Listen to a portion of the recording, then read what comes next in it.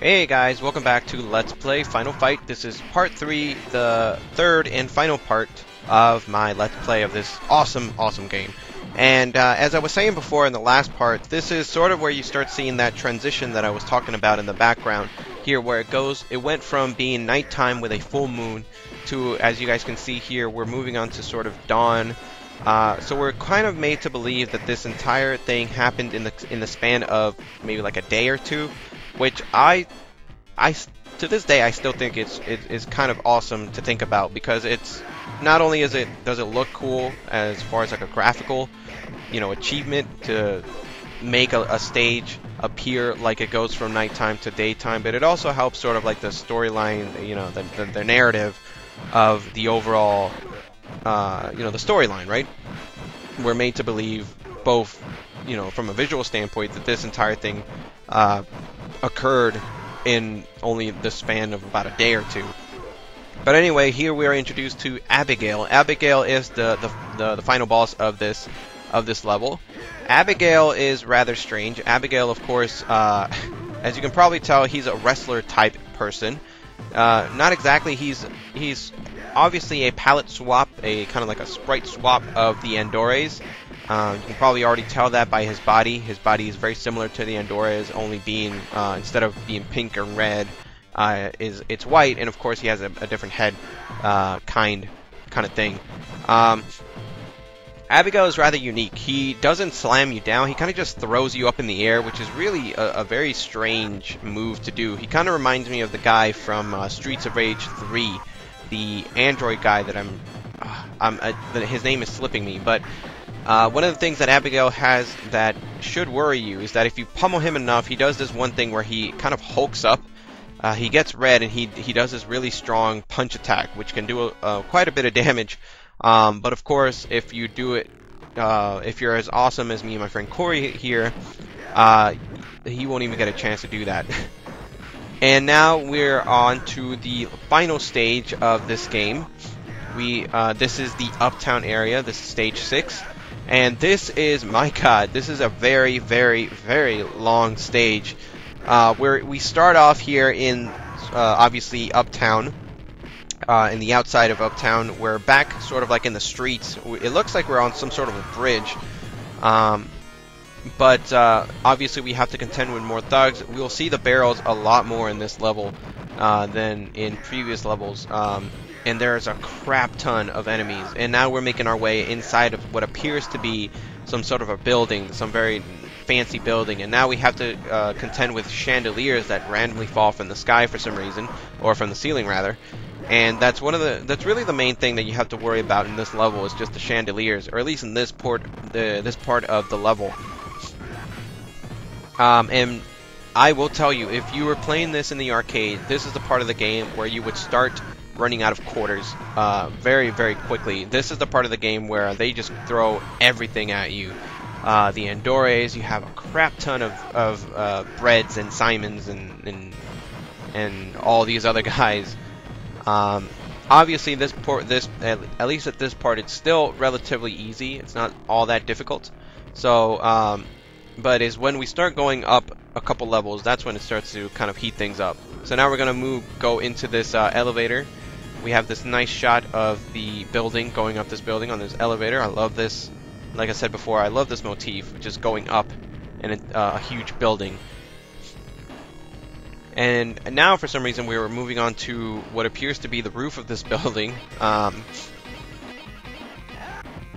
And for some reason, this roof of this building has palm trees and an entire garden on the roof of this on the roof of this building. To this day, this motif, this look, still baffles me. I don't know what this is supposed to be. I don't know if this is supposed to be like an outdoor, on the roof kind of, just, garden. I don't know. There's like pools and things in the background. It's very, very strange. Doesn't make that much sense, honestly. I guess somebody at Capcom was just like, what's the richest looking thing that we could put on top of, on the roof of the building? And then somebody just said, like, palm trees, the pools, more buildings, and this is sort of what they came up with. it's memorable. I'll give him that. I do remember, even after playing this game and not playing it for years, I still do remember this level. You know, this part of the level is just because it's so bizarre. Like, who would have palm trees on the roof of the building? But anyway, here we're going, obviously, again, we're continuing on with our trek. We have more Hollywoods there with the Molotov cocktails. We have even more Andores.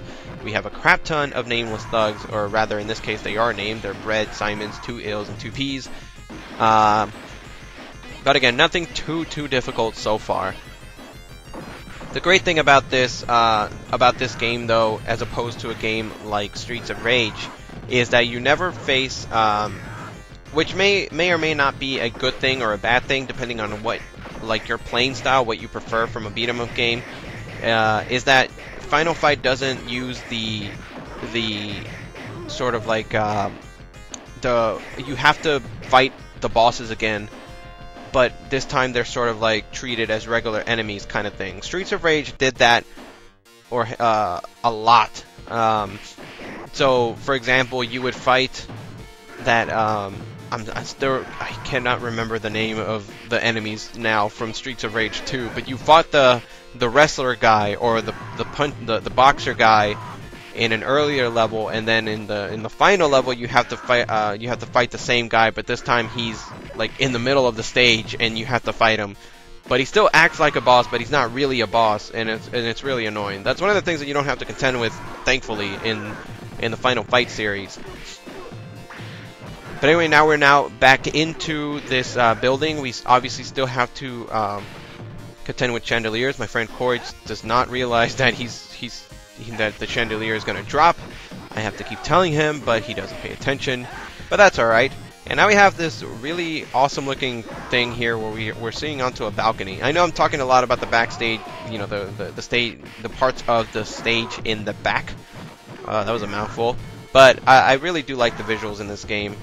It really does make it seem just how big Metro City is, just how glorious it is, even though it does have a lot of crime, things like that. But really, I mean, how many times can I say booyaka, booyaka, pile driver, German suplex for the win before, you know, there's only so many times I can say that before it starts to get old, right?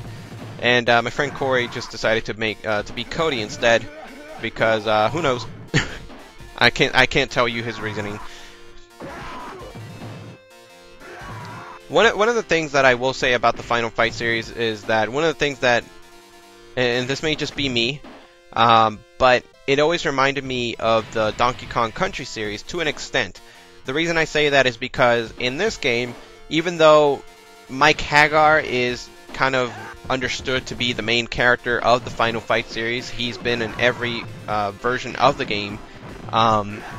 You know, from Final Fight 1, 2, and 3, Mighty Final Fight, Final Fight Revenge, and then Final Fight Streetwise.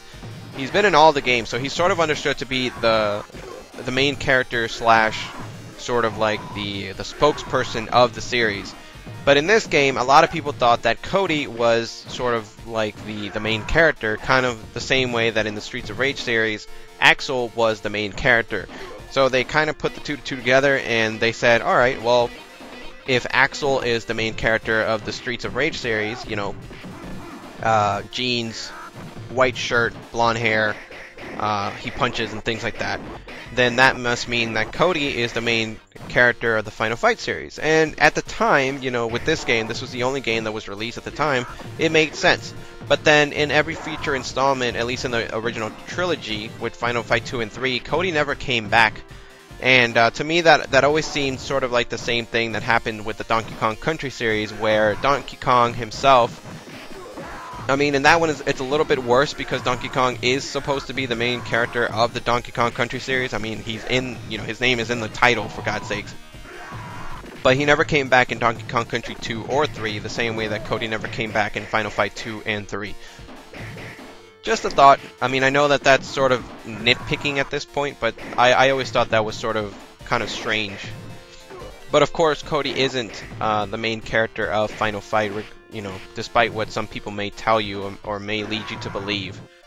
The main character is Mike Haggar.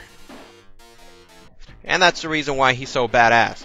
Now, in this part, we're kind of nearing the end here. Now, one of the things that I'm doing there, I didn't mean to randomly punch my friend Cory and Cody, but one of the things that you have to contend with here is that there are pillars in the foreground, and you may have noticed there that I picked up an emerald, and that's the reason for that is that there are little kind of goodies hidden behind these pillars that are very well hidden from the player, because you wouldn't think to look for something behind a pillar that is in the foreground. But yeah, you can find some things. I think it's mostly just like emeralds and little things that will give you points. But at this point in the game, you may be kind of going short on points and on lives. But because this is the PlayStation 2 version, the Capcom Classics Collection Volume 1 version of the game, it's essentially an emulated version of the arcade game. That really doesn't come into effect. If you were playing this on, say, the Super NES version that has limited continues and things like that, then yeah, you would want to get as many points as you can to kind of rack up the points so you can get extra lives and things like that, because this game does, especially in the Super NES version, where it's a strictly single-player experience, it can get rather difficult very quickly. Even if it is a butchered port, you can still get a lot of enemies on screen at the same time. But anyway, here we're moving on towards the final enemy of the game. Soon enough here, we're making our way here as what looks like to be a cathedral almost. And now we're facing off against Belger, and oh my god, he's on a wheelchair, which of course we destroy, and we realize, hey, he's not a paraplegic, he can walk. And Belger is a rather annoying enemy, as he should be, because he is the final boss of this game. The thing with Belger is that he has a crossbow, and he shoots multiple rounds at the same time, or multiple rounds at any given time, and they can really be really annoying. And the thing with him is that you can't exactly combo him very easily. You can't grab him and combo him very easily, as I'm trying to do here. I'm trying to grab him and pile drive the holy living mess out of him, but I can't. And one of the reasons why you can't get near him very easily is because if you get close to him and you try to combo him, he'll do this thing where he shoots the arrows, or he'll aim his crossbow straight up into the air, and he'll rain arrows all around him.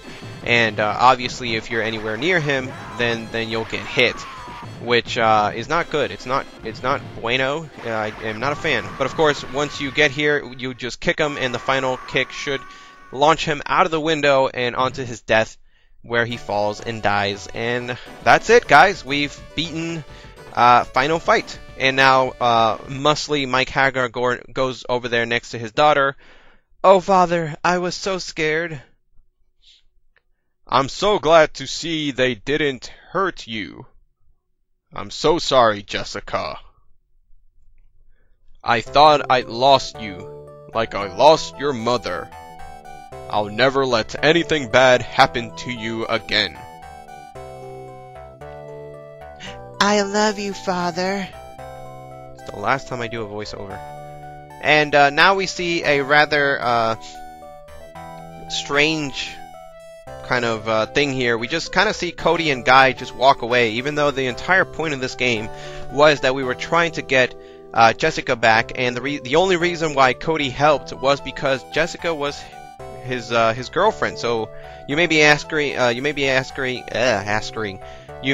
wondering, can't talk, Jesus Christ, why Cody is just walking away. And there's been a lot of speculation as to why, and especially as to what this has to do with here. We see Jessica come up, call out his name, and then we just see Guy kind of just punch Cody, knock him down, and then kind of just leave. A lot of people are kind of confused by that.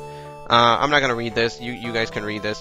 But there's been multiple theories as to what happened there. One of the things that people say is that Guy is just jealous of Cody, that he's mad that Jessica likes him and not, likes Cody and not Guy, doesn't like him.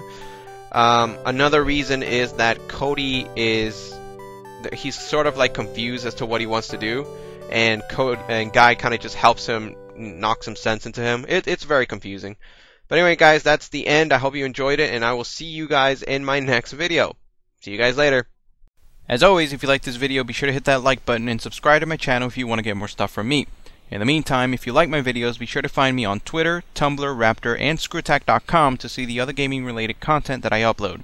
Info is in the description. Who knows? Maybe you'll like my stuff. Maybe. Maybe.